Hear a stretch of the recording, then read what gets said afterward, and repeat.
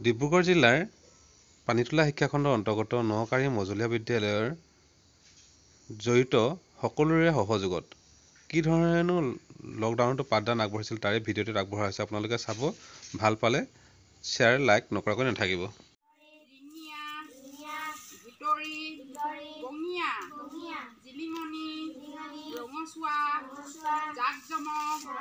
ডাঙৰীয়া জেৰেঙা জয়মতী শালিনা আউনীআটী জাগিৰোড কাগজকল নৰকাসু নীলাচল কৰম পূজা কলঘৰ গৰম পানী নামবৰ জুৰি দেউতাকৰ লগত বজাৰলৈ গৈছিল।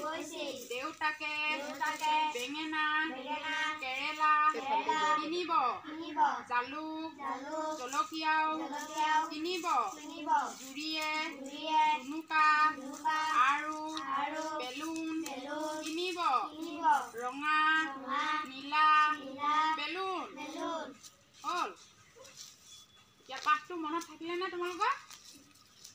থাকিলে? এতিয়া মই তোমালোকক প্ৰশ্ন সুধিম দেই। জুৰি কাৰ লগত বজাৰলৈ গৈছিল?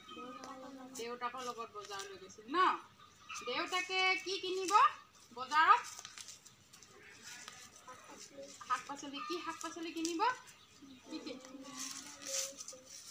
জালুক জলকীয়া, তাৰপিছত কেৰেলা। কামকৈ কোৱা আকৌ তোমালোকে, তেতিয়াহে হেৰি হ'ব নে? মোক কোনে কৈছে কেনেকৈ বুজি পাম আকৌ? জালুক জলকীয়া বেঙেনা কেৰেলা কিনিব, হয়নে নহয়? আৰু জুৰিয়ে কি কিনিব? জুনুকা আৰু বেলুন কিনিব।